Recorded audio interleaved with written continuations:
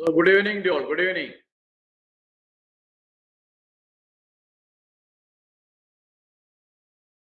Okay, class തുടങ്ങാം. So Ivan നമ്മളെ last ക്ലാസ്സിൽ നിർത്തിയ ടോപ്പിക് ഒന്ന് വായിച്ചേ.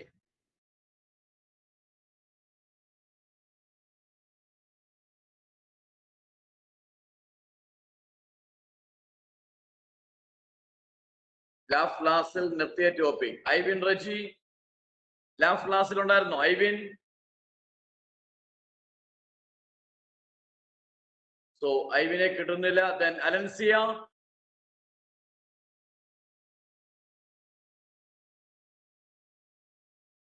അലൻസിയെ കിട്ടുന്നില്ല. ദെൻ അലീന, ലാസ്റ്റ് ക്ലാസ്സിൽ എഴുതിയ ടോപ്പിക് ഒന്ന് വായിച്ചേ. Emission spectrum of hydrogen.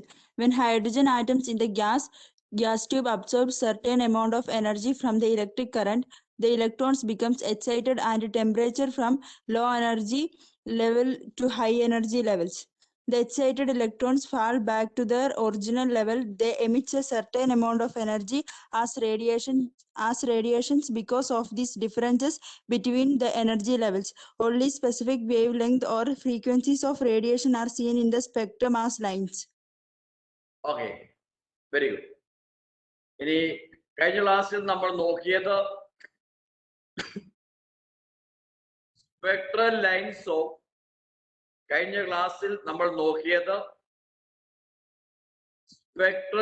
Lines of atomic hydrogen. Atomic ഹൈഡ്രജന്റെ സ്പെക്ട്രൽ ലൈൻസ് എന്ന് പറയുന്നത് 5 എണ്ണമാണ്. അറ്റോമിക് ഹൈഡ്രജന്റെ സ്പെക്ട്രൽ ലൈൻസ് എന്ന് പറയുന്നത് 5 എണ്ണമാണ്. 5 series. 5 series of spectral lines are there. 5 series of spectral lines are there. 5 series of spectral lines are there. ആ 5 സീരീസിന്റെയും പേര് ഞാൻ ബോർഡിൽ എഴുതാം.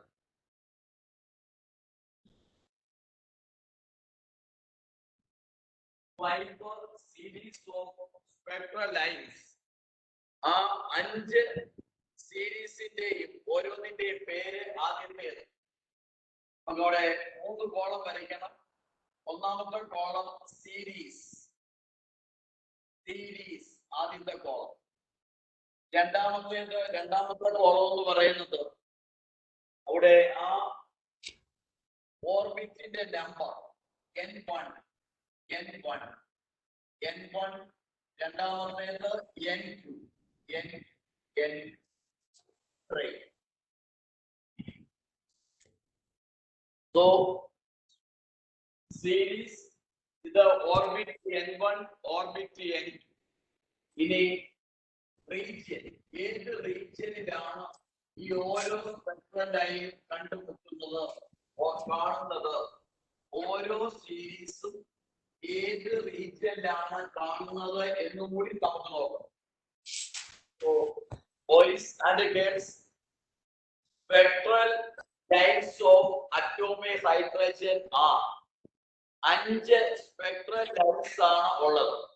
അതിൽ ഒന്നാമത്തെ പേരാണ് Lyman series. Lyman series. LYMANN. Lyman series എഴുതാം. Lyman series. ആദ്യത്തെ സ്പെക്ട്രൽ ലൈനിന്റെ പേരാണ് ലൈമാൻ സീരീസ്. ഒന്നാമത്തേത് ലൈമാൻ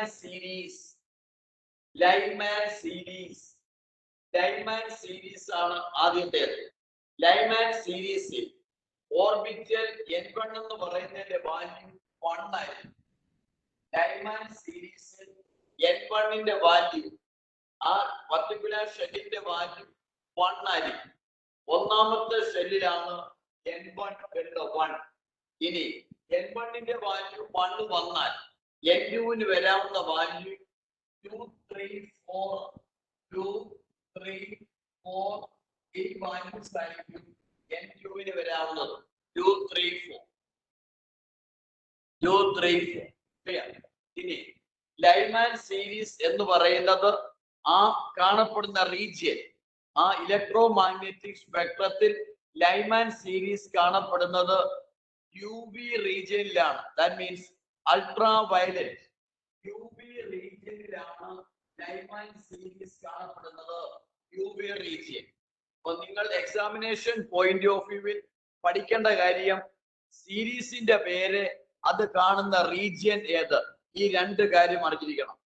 സോ അറ്റോമിക് ഹൈഡ്രജന്റെ സ്പെക്ട്രൽ ലൈൻസിൽ ഒന്നാമത്തെ സീരീസിന്റെ പേരെന്താ? Lyman series. പറഞ്ഞേ, ലൈമാൻ സീരീസ് ഏത് റീജിയനിൽ കാണപ്പെടുന്നു? UV റീജിയനിൽ കാണപ്പെടുന്നു ലൈമാൻ സീരീസ്. ഒന്ന് ക്ലിയർ. സോ ഒന്നാമത്തേത് ലൈമാൻ സീരീസ്.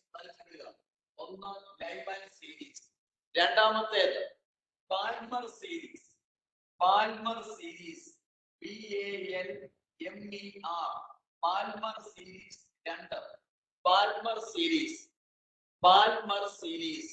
പാൽമർ സീരീസിൽ N1 വാല്യൂ 2 ആണ്. N1 2 ആയാൽ N2 എന്ന് പറയുന്നത് അതിന്റെ കണ്ടിന്യൂഷൻ 3, 4, 5. 3, 4, 5 വാല്യൂസ് ആണ് N2 ആയി വരാവുന്നത്. പാൽമർ സീരീസ് എന്ന് പറയുന്നത് എനിക്കും നിങ്ങൾക്കും കാണാവുന്ന റീജിയൻ ആണ് വിസിബിൾ റീജിയൻ. വിസിബിൾ റീജിയനിലാണ് പാൽമർ സീരീസ് കാണപ്പെടുന്നത്. വിസിബിൾ റീജിയനിൽ പാൽമർ സീരീസ് കാണപ്പെടുന്നു. Palmer series lies in visible region. Palmer series lies in visible region. Palmer series lies in visible region. Palmer series lies in visible region. Palmer series lies in visible region. Clear? മൂന്നാമത്തേത് Pascal series. PASCHEN.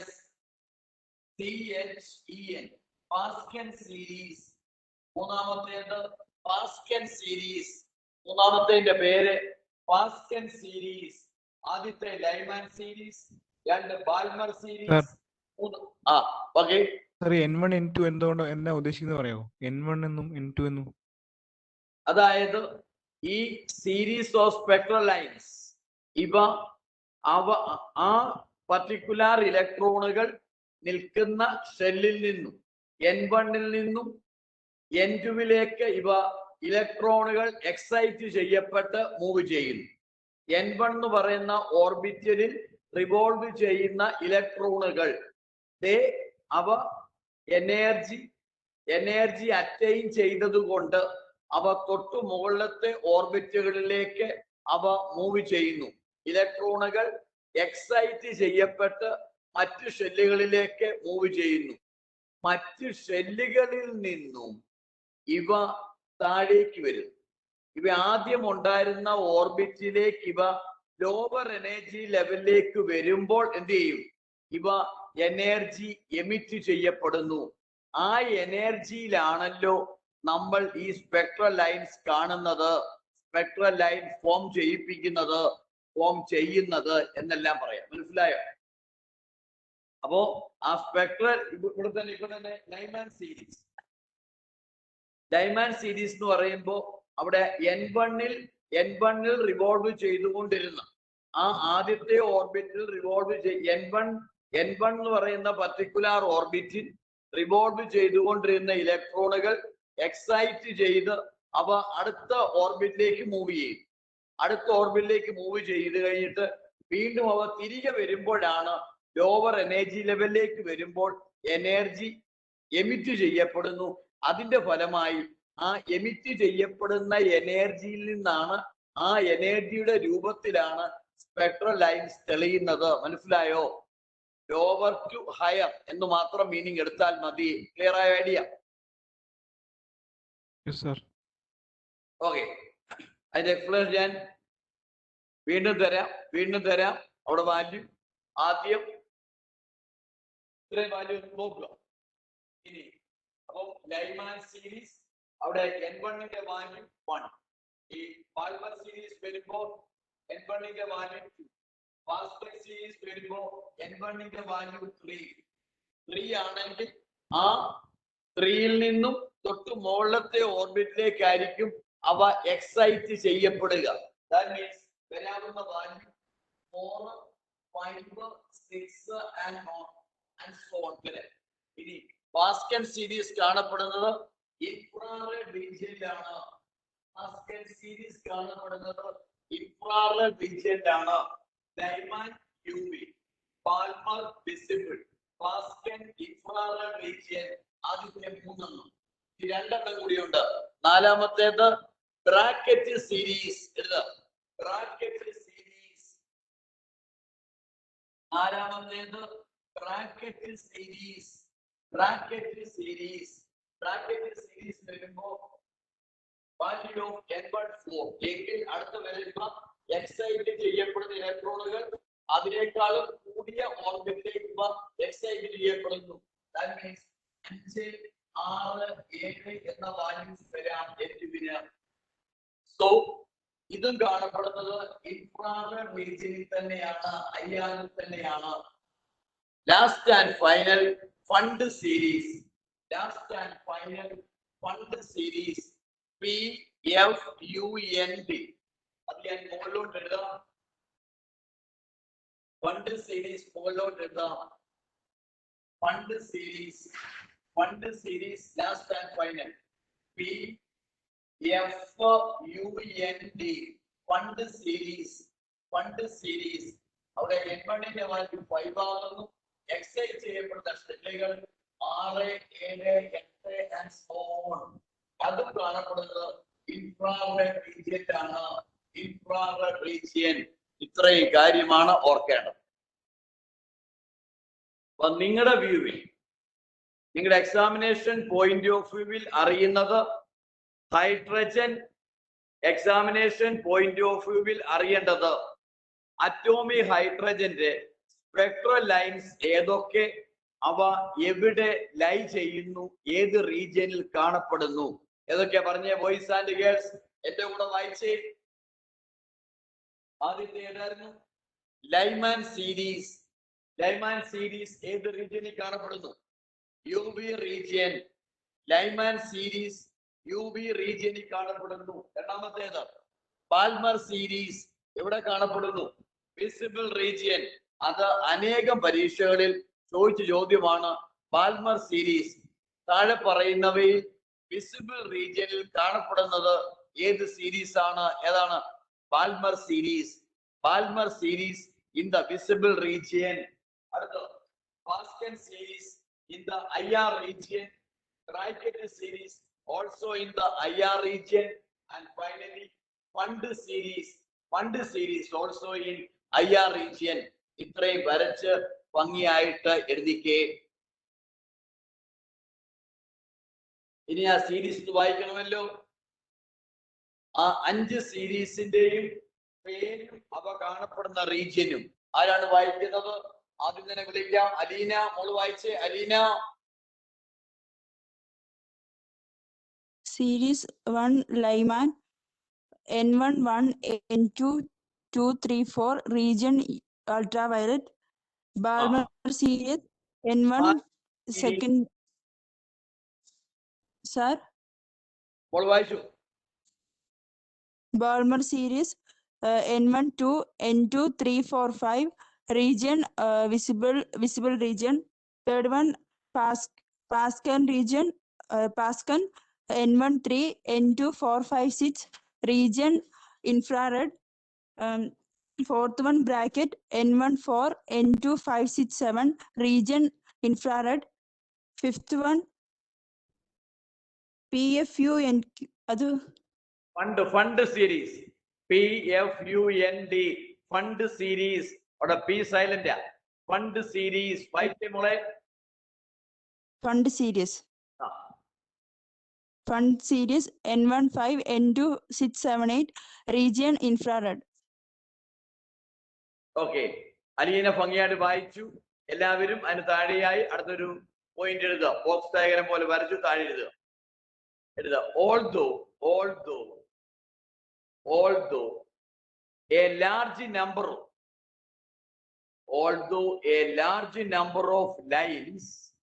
although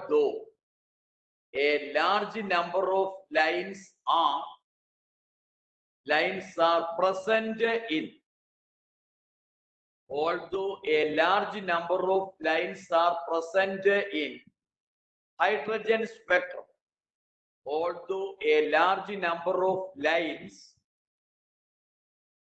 are present in hydrogen spectrum. Full stop. For the calculation of the wave number,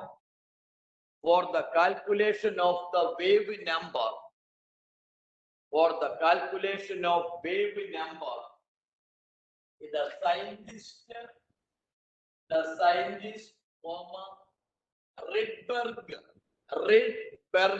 okay, the scientist Rydberg, R-Y-D, Rydberg, the scientist Rydberg derived a formula, comma, nu bar equals wave number,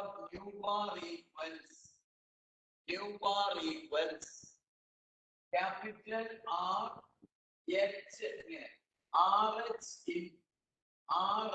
in nu bar equals RH in 1 by N1 square, 1 by N1 square minus 1 by N2 square, 1 by N2 square. ഇതാണ് Rydberg derive ചെയ്ത formula. Nu bar equals RH into 1 by N1 square minus 1 by N2 square. Nu bar equals RH into 1 by N1 square minus 1 by N2 square, where RH is called, where R capital H, R capital H, RH is called Rydberg constant, RH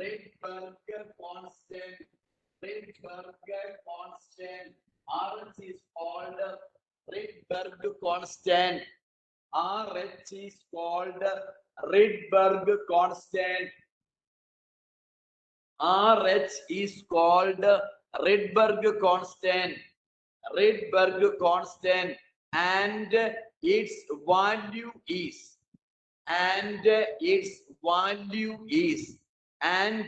value is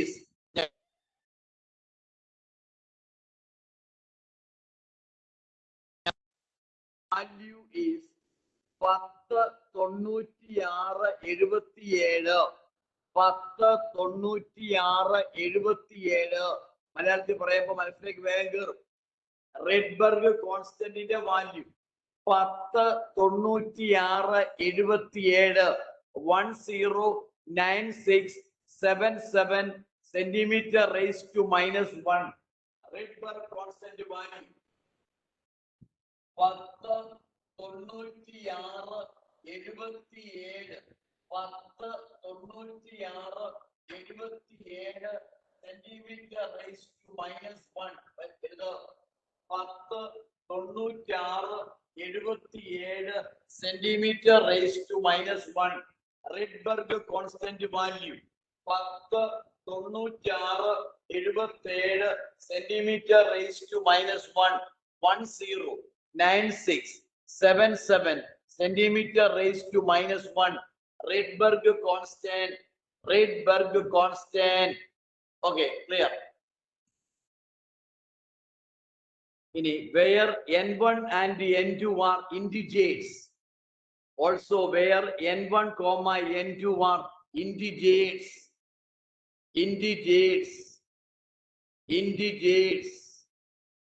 ഇനി ഒരു കാര്യം കൂടെ നമുക്ക് എഴുതാനുണ്ട്, എഴുതാം.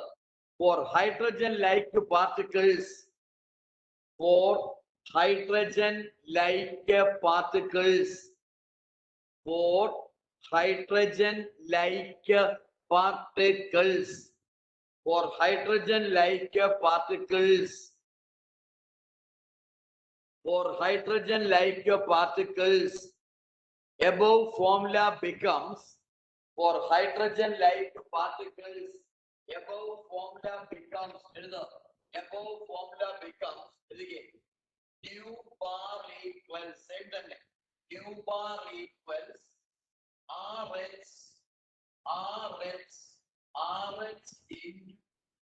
RH into 1 by n1 square, 1 by n1 square minus 1 by n2 square, n2 square, n2 square into Z into Z. Nu bar equals RH into 1 by n1 square minus 1 by n2 square into Z square into Z square, where Z is the atomic number of the element. Where Z is the atomic number of the element. Where Z is the atomic number of the element. Where Z is the atomic number of the element. Where Z is the atomic number of the element. Where Z is the atomic number of the element.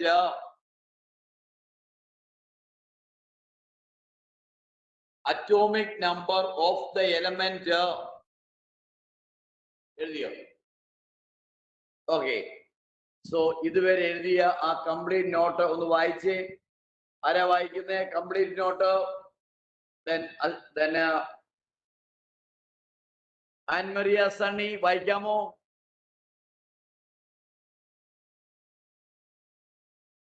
Anne Maria Sunny വായിക്കാമോ? കാര്യം കഴിഞ്ഞ ക്ലാസ്സിൽ മോളെ കിട്ടിയില്ല, അതുകൊണ്ടാ.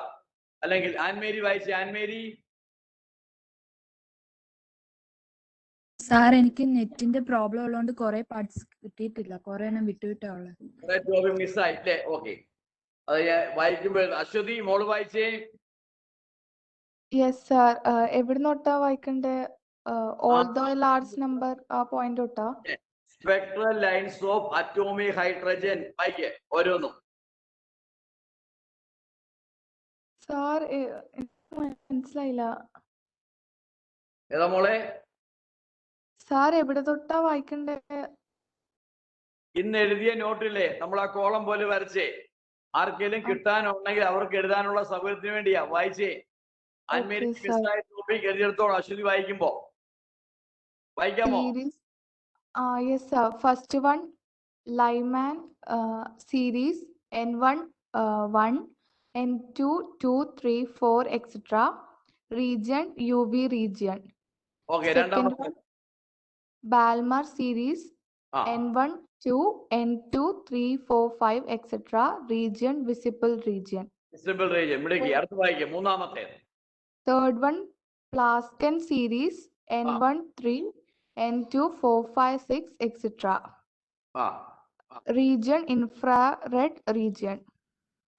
Fourth one bracket series N1 4, N2 5, 6, 7 etc. Infrared region. Fifth one series N1 5, N2 6, 7, 8 etc. Region infrared region. Next point, although a large number of lines are present in hydrogen spectrum, for the calculation of wave number, the scientist Rydberg derived a formula. Nu bar equal RH bracket 1 by N1 square minus 1 by N2 square, where RH is called Rydberg constant and its value is 109677 centimeter raised minus 2 minus 1. also where N1 and N2 are integers. Next point, for hydrogen-like particles, nu bar equal RH bracket 1 by N1 square minus 1 by N2 square bracket close Z square, where Z is the atomic number of element. Okay, clear. Aswathy ഭംഗിയായിട്ട് വായിച്ചു. ഞാൻ ഈ not വായിപ്പിക്കുന്നതിന് കാര്യം, net problem കാണും ആർക്കെങ്കിലും മിസ്സായിട്ടുണ്ടെങ്കിൽ വായിപ്പിക്കുമ്പോൾ അവർക്കത് fill ചെയ്യാൻ പറ്റും. അപ്പൊ എല്ലാവരുടെയും നോട്ടിനാണ് പ്രാധാന്യം കൊടുക്കേണ്ടത്. നോട്ട് വളരെ കൃത്യമായിരിക്കണം കാര്യം. സോ നെക്സ്റ്റ് സബ് ഹെഡിങ് എഴുതാം. Sir, ആ ചോദിച്ചോളൂ അലീന, ചോദിച്ചു. sir, ഈ 5 സീരീസിലെ N1 and N2 വാല്യൂസ് എപ്പോഴും കോൺസ്റ്റന്റ് ആയിരിക്കുമോ? അതാണെങ്കിൽ മീൻസ് ഈ N1 നിന്നും N2 എന്ന് ആ പ്രോബ്ലത്തിൽ കാണും. N1 വാല്യൂ എവിടെ നിന്നാണ് ഇലക്ട്രോൺ ജമ്പ് ചെയ്ത് N2 മൂവ് ചെയ്യുന്നത്, ആ വാല്യൂ അവർ നമുക്ക് തരും. N1 1, N2 2 അല്ലെങ്കിൽ N1 1, N2 3 എന്ന വാല്യൂ നമുക്ക് പ്രോബ്ലത്തിൽ തരും. ക്ലിയർ? Okay sir. അപ്പൊ N2 3 എന്ന് അതിനർത്ഥം 2ലും 3ലും വന്നിട്ടുണ്ടെന്നാ? അല്ല, ഈ മീൻസ് ആ പർട്ടിക്കുലർ ലെവല് വരെ ഇലക്ട്രോൺ ജമ്പ് ചെയ്തു എന്നാണ് മീനിങ്.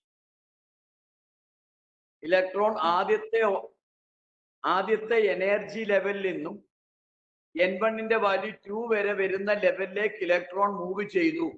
ലോവർ ലെവലിൽ നിന്നും ഹയർ ലെവലിലേക്ക് ഇലക്ട്രോൺ മൂവ് ചെയ്തു. ചില പ്രോബ്ലം വരുമ്പോ N1 വാല്യൂ 1 ആണ്, N2 വാല്യൂ 3 തരുന്ന 3 എന്ന് മീനിങ് ഉണ്ടെങ്കിൽ ആ N1 വാല്യൂ 1 വരുന്ന എനർജി ലെവലിൽ നിന്നും N2 വാല്യൂ 3 വരുന്ന ലെവലിൽ വരെ ഇലക്ട്രോൺ മൂവ് ചെയ്തു. അവിടുന്ന് അത് തിരിച്ച് 3 to 1 വരുമ്പോഴത്തേക്കാണ് large amount of energy released. ആ എനർജി റിലീസ് ചെയ്യുന്നതിന്റെ അകത്താണ് ഞാനും നിങ്ങളും ഇത്തരം സ്പെക്ട്രൽ ലൈൻസ് നമ്മൾ ഒബ്സർവ് ചെയ്യുന്നത്. മനസ്സിലായോ? മനസ്സിലായി സാർ. Thank you sir. അടുത്ത ഹെഡിങ് എഴുതാം. Dual behaviour of matter. Dual behavior of matter. Dual behavior of matter. Dual behavior of matter. ഇനി ഞാൻ നിങ്ങളുടെ മുന്നിൽ കൊണ്ടുവരുന്നത് രണ്ടു പേരുടെ പേരാണ്. ഒന്ന് ആൽബർട്ട് ഐൻസ്റ്റീൻ, എല്ലാവർക്കും അറിയാവുന്ന ഒരു സയന്റിസ്റ്റ്. രണ്ടാമത് ഈ 2-3 ക്ലാസ്സിന് മുൻപ് ഞാൻ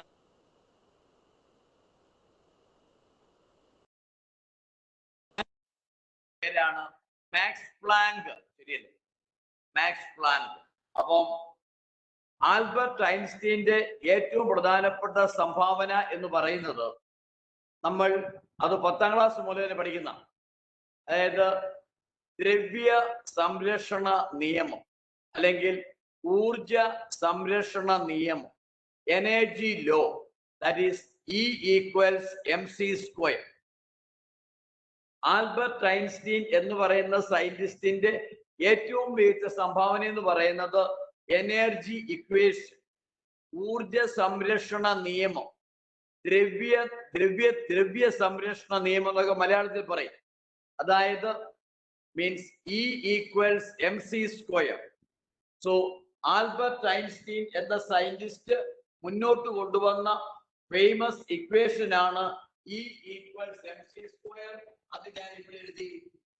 E=mc² by Albert Einstein. E=mc². Equation number 1 ആർക്കും മടിയില്ല. 1. 2, ഞാൻ നിങ്ങളെ പഠിപ്പിച്ചു, 2 ക്ലാസ്സിന് മുൻപ് ഞാൻ നിങ്ങളെ പഠിപ്പിച്ചു, that is quantum theory. Quantum തിയറിയിൽ ഞാൻ നിങ്ങളുടെ മുന്നിലേക്ക് കൊണ്ടുവന്നു E=hν. എല്ലാവരും പഠിച്ചതാ. ഞാൻ നിങ്ങളെ പഠിപ്പിച്ചു ക്യാപിറ്റൽ E=hν മാക്സ് പ്ലാങ്കിന്റെ ക്വാണ്ടം തിയറിയിൽ. That is equation number 2. H nu E equals H nu രണ്ടാമത്തെ ഇക്വേഷൻ ബോയ്സ് ആൻഡ് ഗേൾസ് എല്ലാവർക്കും അറിയാവുന്ന ഞാൻ കരുതുന്നു. ഈ രണ്ട് ഇക്വേഷന്റെയും റൈറ്റ് സൈഡ് ലെഫ്റ്റ് സൈഡ് തുല്യം. ഈ രണ്ട് ഇക്വേഷന്റെയും ലെഫ്റ്റ് സൈഡ് തുല്യമാണ് എങ്കിൽ എന്തു ചെയ്യാം? റൈറ്റ് സൈഡ് ഇക്വേറ്റ് ചെയ്യാം. ഞാൻ ഇങ്ങനെ എഴുതട്ടെ. ഇങ്ങനെ എഴുതി H nu equals MC square. H nu equals MC square. Clear? ഇനി ഞാനും നിങ്ങളും വീണ്ടും പഠിച്ചു. അതായത് nu എന്ന് പറഞ്ഞാൽ C by lambda ആണ്. C by lambda. C equals nu lambda എന്ന. അപ്പൊ nu എന്ന് പറഞ്ഞാലായിരിക്കും C by lambda. H in ന്റെ വാല്യൂ എന്താ? C by lambda ആണ്. C by lambda. C by lambda equals MC square. Equals MC square. Doubt ഇല്ല. ഈ C square ഈ C കൂടെ ക്യാൻസൽ ശരിയല്ലേ? ബാക്കി ആരെയുള്ളൂ? ബാക്കിയുള്ളത് H by lambda. H by lambda equals MC എന്ന് വരും. MC എങ്കിൽ ലാംഡയുടെ വാല്യൂ എങ്ങനെ പറയാം? Therefore lambda equals H by MC. Lambda equals H by MC. ഇതാണ് എനിക്ക് നിങ്ങൾക്ക് വേണ്ടത്. Lambda equals H by MC. ഞാൻ ഇക്വേഷൻ ഡെറൈവ് ചെയ്ത് കാണിച്ചു. ഒന്നാമത്തെ പ്രാവശ്യമേ ആയുള്ളൂ. 2 പ്രാവശ്യം ഞാൻ ഡെറൈവ് ചെയ്ത് കാണിക്കും. ഞാൻ ഒന്നുകൂടെ മായിച്ചിട്ട് വീണ്ടും ചെയ്യാം.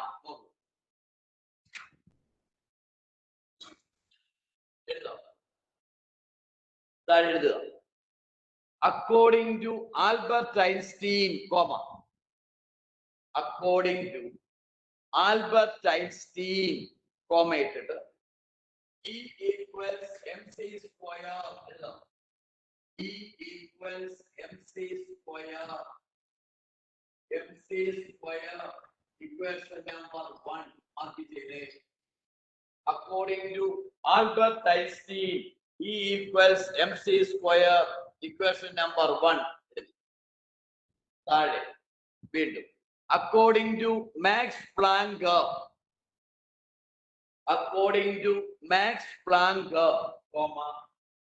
E equals H nu. E equals H nu. E equals H nu. Equation number 2.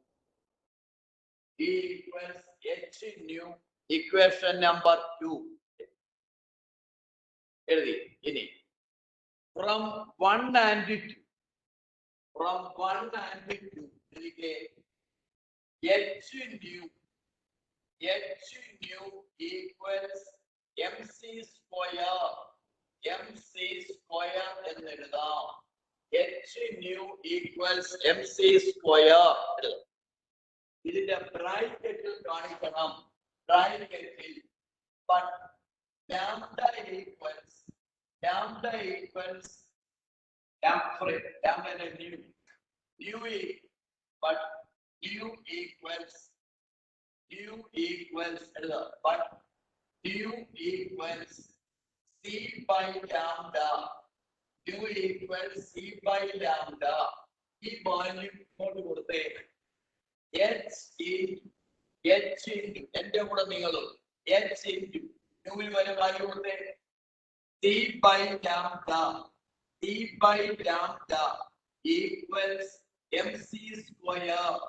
MC square. ഈ സ്ക്വയറും സിയും കൂടെ വെട്ടിക്ക്. സ്ക്വയറും സിയും ക്യാൻസൽ. ബാക്കി വരുന്നത് H by lambda. H by lambda equals MC. H by lambda equals MC. H by lambda equals MC. Ini implies lambda equals wavelength lambda equals h by mc, h by mc, h by mc enclosed in a box. Lambda equals h by mc. Lambda equals h by mc implies lambda equals h by mc. Lambda equals h by mc. Where c is the velocity of light, where c is the velocity of light, where c is the velocity of light. Full stop. But in case of a particular radiation, in case of a particular radiation, in case of a particular radiation, velocity is small letter v. Light ഒഴികെ ബാക്കി ഏത് radiation ആയാലും velocity നമ്മൾ represent ചെയ്യുന്നത് small letter വിയിലാണ്. ലൈറ്റിന്റെയാണ് in terms of c. Light ഒഴികെ ബാക്കി ഏതായാലും നമ്മൾ വെലോസിറ്റിയെ റെപ്രസെന്റ് ചെയ്യുന്നത് സ്മോൾ ലെറ്റർ വിയിലാണ്. So lambda equals lambda equals h by mv. Lambda equals h by m into v. Lambda equals h by m into v. Lambda equals h by m into v. വീണ്ടും നിങ്ങൾക്കറിയാം, ഫിസിക്സിൽ പഠിച്ചു, mass into velocity momentum P, mass into velocity momentum P, mass into velocity, mass into velocity, mass into velocity momentum p. So that becomes lambda equals h by p. Lambda equals h by p. Lambda equals h by p. Lambda equals h by p. Where p is the momentum, mass into velocity. Where p is the momentum, mass into velocity, mass into velocity, momentum, mass into velocity. Clear? Above equations are called above equations കാര്യം 1 2 3 ഉണ്ട്. above equations അതായത് ഇങ്ങനെ ആദ്യത്തേത് lambda equals h by mc. ഒന്നാമത്തെ equation lambda equals h by mc. രണ്ടാമത് പഠിച്ചു for a particular wavelength lambda equals h by mv. h by mv mass into velocity momentum ആണ്. അവിടെ പഠിച്ചു lambda equals h by p. h by p മൂന്ന് equation ഉണ്ട്. ആദ്യത്തേത് in case of light lambda equals h by mc. in case of a particular radiation lambda equals h by mv. that is lambda equals h by p. ഈ മൂന്ന് ഇക്വേഷൻസിനെ വിളിക്കുന്ന പേരാണ് above equations are called de Broglie's equation. de Broglie's equation. de Broglie's equation. de Broglie's equation. de Broglie's equation. de Broglie's equation. de Broglie's equation. ഭംഗിയായിട്ട് എഴുതിയെടുക്കുക. above equations are called de Broglie's equation. de Broglie's equation. Clear? de Broglie's equation. എല്ലാവരും equation ഭംഗിയായി എഴുതിയെന്ന് കരുതുന്നു. de Broglie's equation. de Broglie's equation. എഴുതി. So next heading എഴുതും. അടുത്ത heading. അടുത്തത്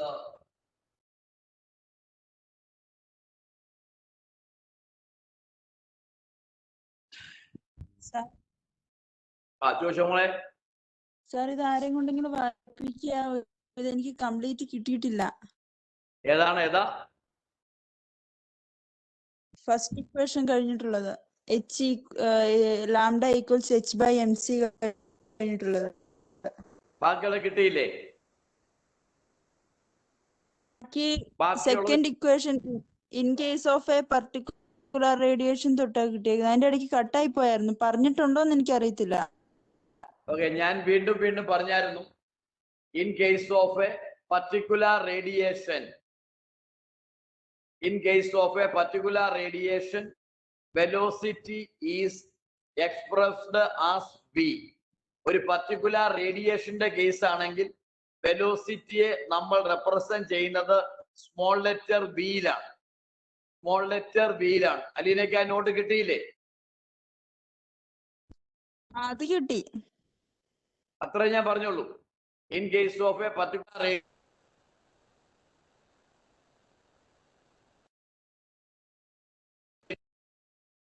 velocity is represented as small letter v ആണ്. വെലോസിറ്റിയെ നമ്മൾ small letter v എന്നാണ് എഴുതുന്നത്. അങ്ങനെ വരുമ്പോൾ ആ ഇക്വേഷൻ ഇങ്ങനെ ആകും: lambda equals h divided by m into v എന്നാകും. Lambda equals h/m into v വരും. Mass into velocity. ആ മാസ് ഇൻറ്റു വെലോസിറ്റി ആണ് അത് പിന്നീട് മൊമെന്റ്.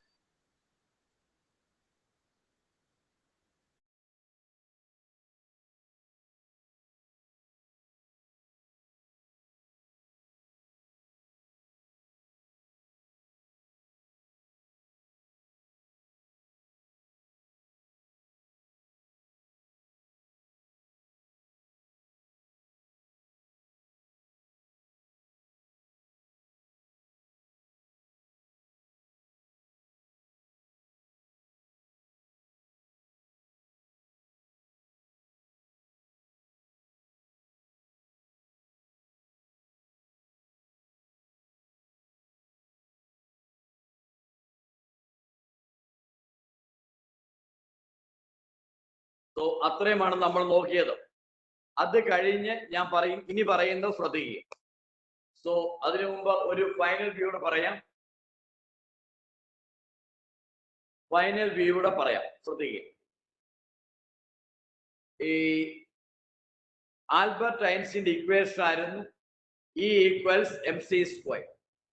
മാക്സ് പ്ലാങ്ക് എന്ന സയന്റിസ്റ്റ് തന്റെ ക്വാണ്ടം തിയറി വഴി ഡെവലപ്പ് ചെയ്ത ഇക്വേഷൻ ആയിരുന്നു E equals h/u.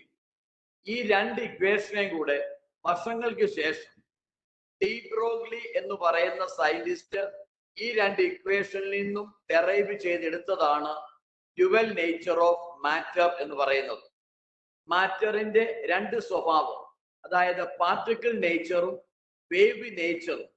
Particle നേച്ചറിനെയും wave നേച്ചറിനെയും കുറിച്ച് പഠനം നടത്തിയതിൽ ഏറ്റവും പ്രധാനപ്പെട്ട സയന്റിസ്റ്റ് ആയിരുന്നു ഡി ബ്രോഗ്ലി.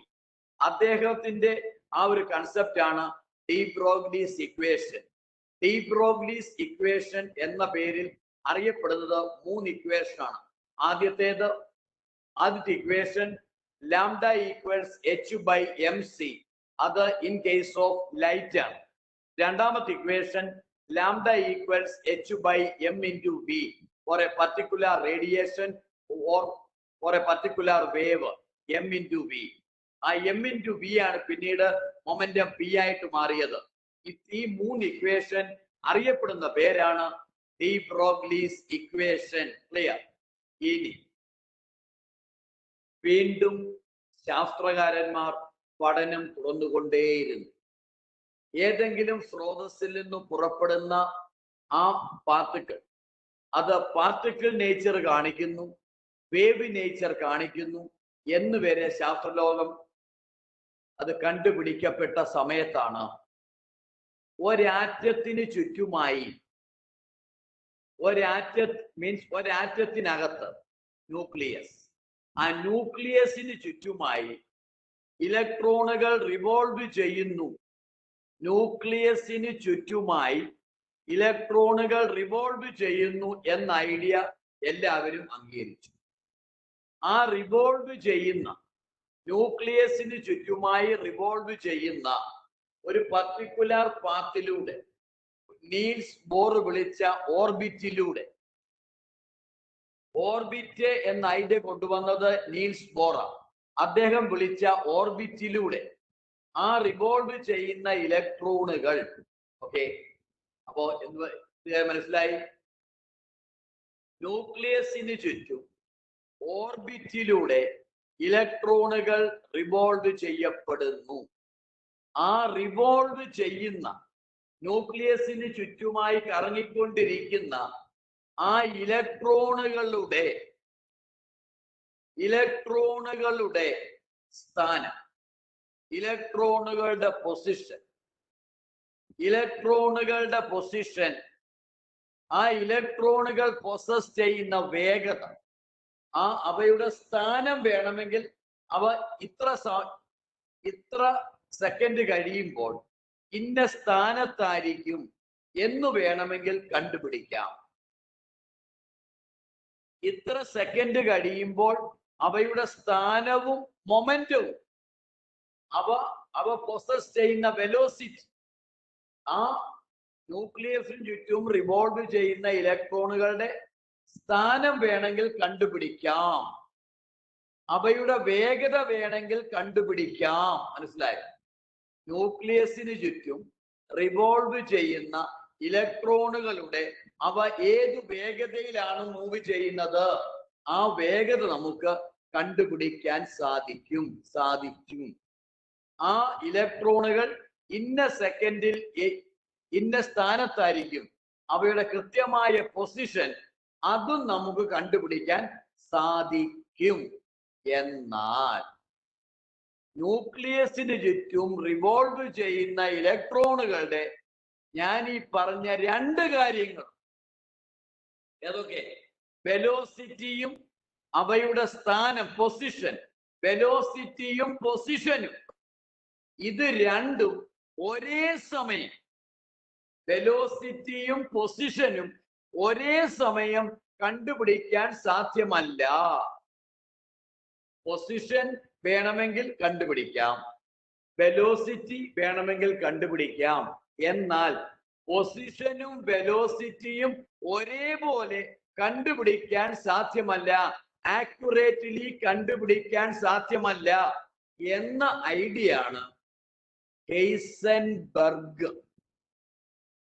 ഹെയ്സൻബർഗ് എന്ന സയന്റിസ്റ്റ് മുന്നോട്ട് വെച്ചത്. പൊസിഷൻ മാത്രമായിട്ട് കണ്ടുപിടിക്കാം, വെലോസിറ്റിയും അത് മാത്രമായി കണ്ടുപിടിക്കാം. എന്നാൽ ഇത് രണ്ടും ഒരേപോലെ കണ്ടുപിടിക്കാൻ സാധ്യമല്ല എന്ന ഐഡിയ ആണ് ഹെയ്സൻബർഗ് എന്ന സയന്റിസ്റ്റ് മുന്നോട്ട് വെച്ചത്. അത് അറിയപ്പെടുന്ന പേര് ഹെയ്സൻബർഗ്സ് അൺസർട്ടനിറ്റി പ്രിൻസിപ്പിൾ എന്ന പേരിലാണ്. Heisenberg uncertainty Heisenberg uncertainty principle, Heisenberg uncertainty principle എന്ന പേരിലാണ്. സോ എന്തായിരുന്നു? ന്യൂക്ലിയസിന് ചുറ്റും റിവോൾവ് ചെയ്യുന്ന ഇലക്ട്രോണുകളുടെ പൊസിഷനും വെലോസിറ്റിയും പ്രത്യേകം കണ്ടുപിടിക്കാം. എന്നാൽ ഈ പൊസിഷനും വെലോസിറ്റിയും ഒരേ സമയം ഒരേ മൊമെന്റിൽ കണ്ടുപിടിക്കാൻ സാധ്യമല്ല എന്ന ഐഡിയ ആണ് ഹെയ്സൻബർഗ് എന്ന സയന്റിസ്റ്റ് ശാസ്ത്രലോകത്തിന് മുമ്പായി വെച്ചത്. അതറിയപ്പെടുന്ന പേരാണ് ഹെയ്സൻബർഗ് അൺസർട്ടനിറ്റി പ്രിൻസിപ്പിൾ. ഹെഡിങ് എഴുതുക, ഹെയ്സൻബർഗ് അൺസർട്ടനിറ്റി പ്രിൻസിപ്പിൾ എന്ന ഹെഡിങ്. Heisenberg uncertainty principle. എല്ലാവരും റെഡിയാവുക. ആർക്കും നെറ്റ് പ്രോബ്ലം ഇല്ല. ഞാൻ കൃത്യമായി പറയുന്നത് ശ്രദ്ധിച്ച് എഴുതും. ഓക്കെ, പറയാൻ പോവാണ്. റെഡി? തുടങ്ങി. It is impossible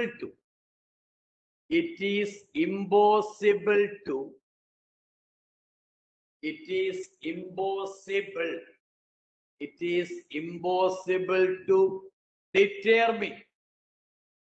It is impossible to determine. It is impossible to determine simultaneously. It is impossible to determine simultaneously. Simultaneously. It is impossible to determine simultaneously. In the position, it is impossible to determine simultaneously in the position and momentum. It is impossible to determine simultaneously in the position and momentum. Momentum of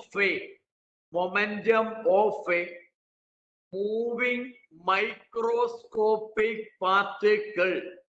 Moving microscopic particle. Moving microscopic particle with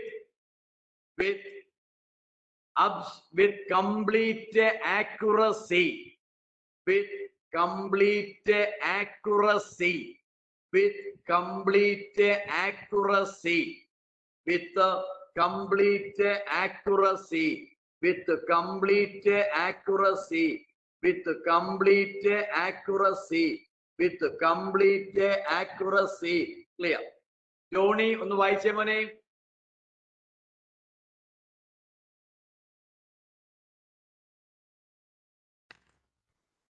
Heisenberg uncertainty principle. It is impossible to determine simultaneously the position and momentum of a moving microscopic particle with complete accuracy. Okay, clear. Ashwati, മോള് വായിച്ചേ. Ashwati. Yes, sir. Heisenberg uncertainty principle. It is impossible to determine simultaneously the position and momentum of a moving microscopic particle with complete accuracy.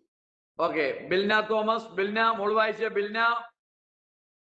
Heisenberg uncertainty principle. It is impossible to determine simultaneously the position and momentum of a moving microscopic particle with complete accuracy. Okay, Anne Mary, മോള് വായിച്ചേ.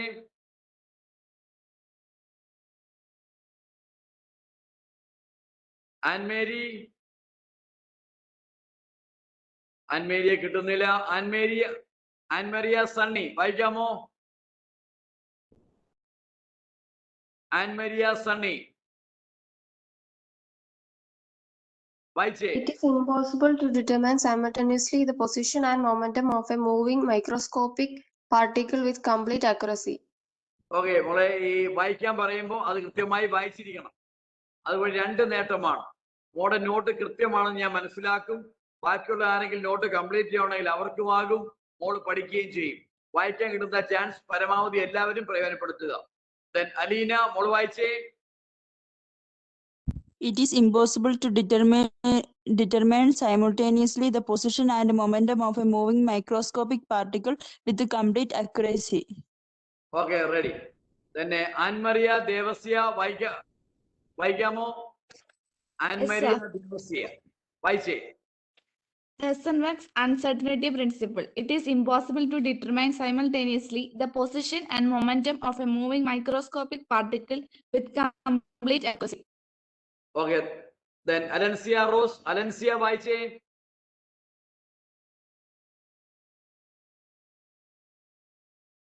Alencia വായിച്ചേ.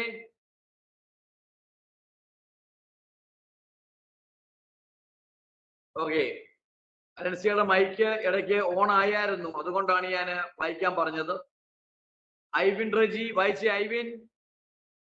It is possible to determine simultaneously the position and the momentum of a moving microscopic particle with complete accuracy. Okay, മെടുക്കൻ. അപ്പൊ ഞാൻ പറയുന്ന എല്ലാവരും ശ്രദ്ധിക്കുക.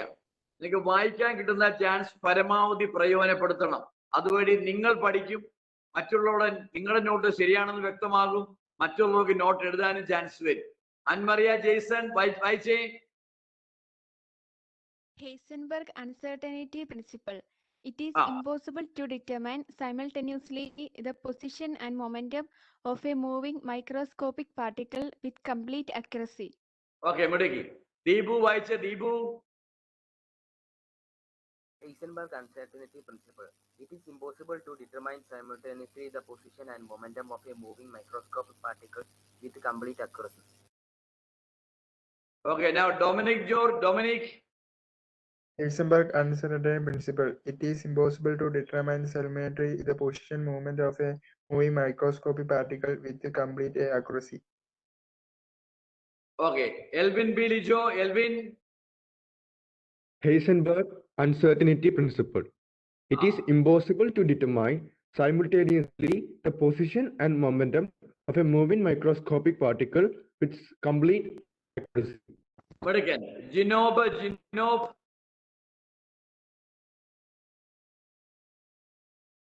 Ginob, വായിച്ചേ.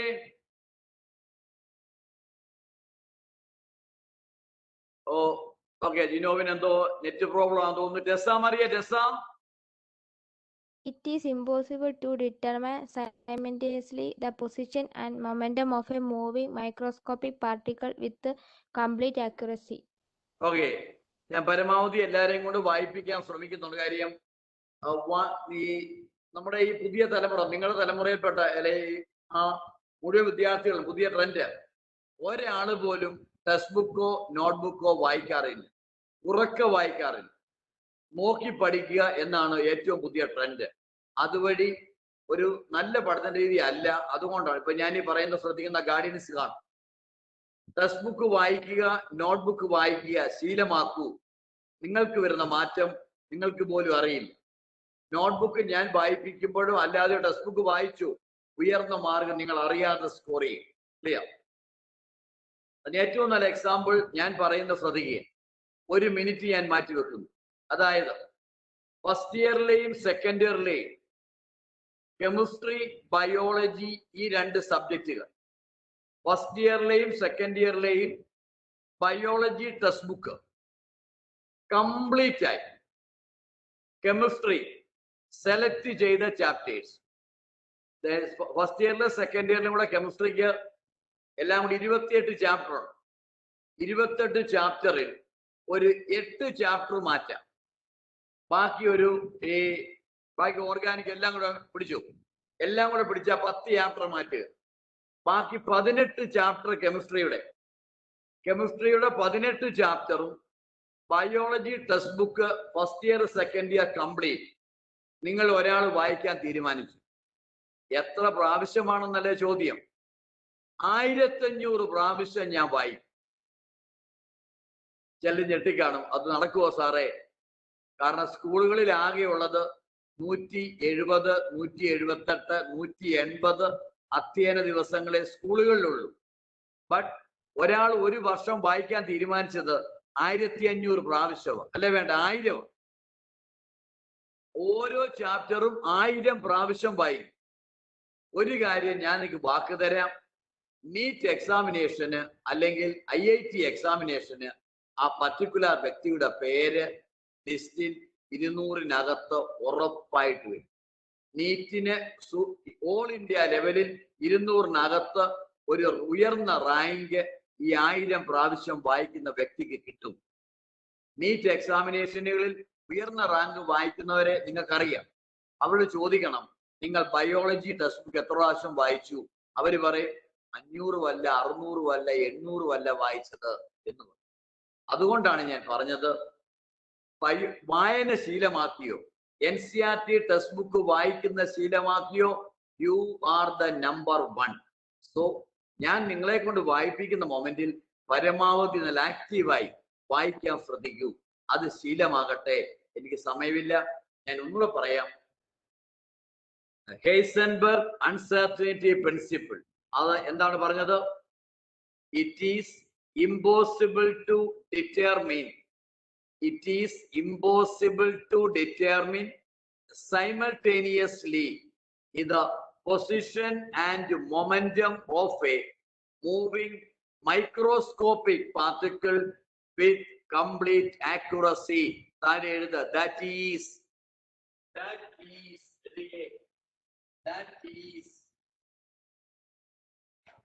delta x delta x in m delta v. Delta x into m delta v. Delta x into m delta v greater than or equal h by 4 pi. H by 4 pi enclosed in a box. Delta x into m delta v. Delta x into m delta v greater than or equal h by 4 pi enclosed in a box. Delta x into m delta v. Delta x into m delta v. Delta x into m delta v. Delta x into m delta v. Delta x into m delta v greater than or equal h by 4 pi. Delta x into m delta v greater than or equal h by 4 pi. Delta x into m delta v greater than or equal h by 4 pi. Delta x equals delta x equals uncertainty in the position. Uncertainty in the position. Uncertainty in the position. Uncertainty in the position. Uncertainty in the position. Uncertainty in the position. In the position. Delta V equals uncertainty in the velocity or in velocity. Uncertainty in velocity. Delta V uncertainty in the velocity or in velocity. M mass of the particle or mass of the electron. Mass of the electron. Mass of the electron. Mass of the electron. So formula വീണ്ടും പറയുന്നു എങ്ങനെയായിരുന്നു? Delta x into m delta v. Delta x into m delta v greater than or equal h by 4 pi. Delta x into m delta v. Delta x into m delta v greater than or equal h by 4 pi. Delta x into m delta v greater than or equal h by 4 pi. Delta x into m delta v greater than or equal h by 4 pi. Delta x എന്താകുന്നു? Uncertainty in the position. Delta v uncertainty in the velocity. M mass of the particle. M mass of the particle. M mass of the particle. Clear? M mass of the particle or mass of the electron. ഇനി നമുക്ക് problem ആണ് ചെയ്യേണ്ടത്. ഒരു problem നമുക്ക് ചെയ്യാം. എഴുതുക. ഒരു problem ചെയ്യാനുള്ള സമയമുണ്ട്. ചെയ്യാം. എഴുതാം. കാൽക്കുലേറ്റർ എടുത്ത് റെഡിയായി വെക്കുക. ഓക്കെ, ഞാൻ പറയാൻ പോവാണ്. എഴുതാം. What will be the question number 1. What will be the wavelength of a ball? What will be the wavelength of a ball? Wavelength of a ball of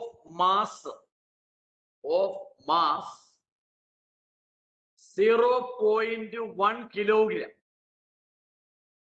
Of mass 0.1 kilogram, 0.1 kilogram, moving with a velocity of, moving with a velocity of 10 meter per second, moving with a velocity of 10 meter per second, 10 meter per second. So, Ashwati, question വായിച്ചേ മോളെ Aswathy. Yes, sir. What will be the wavelength of a pole of mass 0.1 kilogram moving with a velocity of 10 meter per second? Okay, clear. So, Ashwati വായിച്ചു. അലീന മോള് വായിച്ചേ. What will be the wavelength of a ball of mass 0.1 kilogram moving with a velocity of 10 meter per second? Okay. What will be the wavelength? We want to find the wavelength. Lambda equals question mark. കണ്ടുപിടിക്കുന്നത് wavelength of a ball of mass m, ball in the mass m, 0.1 kilogram. Small letter m equals 0.1 kilogram, 0.1 kilogram, moving with a velocity of 10 meter per second. Small letter b, 10 meter per second, meter per second. ഞാൻ നിങ്ങളെ പഠിപ്പിച്ചു formula ഏതാ? ലാംഡയുടെ formula ഏതാ? D ബ്രോഗ്ലിസ് equation എഴുതുക. Lambda equals h by mb. Lambda equals h divided by m into b, h by mb. h ന്റെ value problem ചെയ്ത് നമുക്ക് എല്ലാവർക്കും കാണാപ്പാടവാ. 6.626 into 10 raised to minus 34 kilogram meter square second raised to minus 1. എഴുതാം. 6.626 into 10 raised to minus 34 kilogram meter square second raised to minus 1 divided by m. m എത്രയുണ്ട്? 0.1 kilogram, 0.1 kilogram into b. എത്രയായിരുന്നു? 10 meter per second, 10 meter second raised to minus 1. വെട്ടാവുന്നവയെല്ലാം വെട്ടാം. kilogram cancel, meter square cancel, second raised to minus 1, second raised to minus 1. ബാക്കി ആരും പറഞ്ഞു? 6.626 into 10 raised minus 34. മേലിൽ metre മാത്രമേ ഉള്ളൂ. Metre divided by താഴെ 0.1 into 10. 0.1നെ 10 കൊണ്ട് into ചെയ്യുമ്പോൾ എത്ര കിട്ടും? വെറും 1 ആകും. അപ്പൊ താഴത്തെ വാല്യൂ കംപ്ലീറ്റ് 1 ആയി. എങ്കിൽ ആൻസർ പറഞ്ഞ എത്ര കിട്ടും? 6.626 into 10 raised minus 34 meter is the answer. It is the answer. It is the answer. Lambda equals. Lambda equals 6.626 into 10 to the power minus 34 meter. That is lambda value. Lambda equals 6.626 into 10 raised to minus 34 meter. So, ഇത്രയുമാണ് നമ്മൾ ഇന്നത്തെ ക്ലാസ്സിൽ നോക്കുന്നത്. എന്റെ അടുത്ത ക്ലാസ്സിൽ ബാക്കി നമുക്ക് എടുക്കാം. പ്രോബ്ലം ചെയ്യാൻ റെഡിയാകണം. ഞാൻ ഇന്നത്തെ ക്ലാസ്സിൽ പഠിപ്പിച്ചത്, ആദ്യം ഞാൻ നോക്കിയത് ഹൈഡ്രജൻ സ്പെക്ട്രം. അതിലെ സ്പെക്ട്രൽ ലൈൻസ് ഏതൊക്കെയായിരുന്നു? Lyman series, Palmer series, Paschen series, Brackett series, Pfund series. Lyman UV region, Balmer series visible region, Brackett series, Paschen series, Pfund series അത് മൂന്നും ഇൻഫ്രാറെഡ് റീജിയൻ. ഈ ഓരോ സീരീസിലും കാണുന്ന ലൈനിന്റെ വേവ് നമ്പർ കണ്ടുപിടിക്കാൻ formula. Wave number nu bar equals RH into 1/n1 square minus 1/n2 square into Z square. RH is called Rydberg constant and the value 109677 centimeter raised to -1. അത് കഴിഞ്ഞ് ഞാൻ നിങ്ങളെയും കൂടെ വന്നത് വേറെ എങ്ങോട്ടുമല്ല, de Broglie's equation. Lambda equals H/mc, lambda equals H/mv, lambda equals H/p. പിന്നെ ഞാൻ എടുത്തു Heisenberg uncertainty principle. Delta x into m delta v greater than or equal H/4π. Problem നമുക്ക് നാളത്തെ ക്ലാസ്സിൽ ചെയ്യാം. So that's all from me. Have a good evening. Thank you, sir. Thank you, sir. Thank you, sir.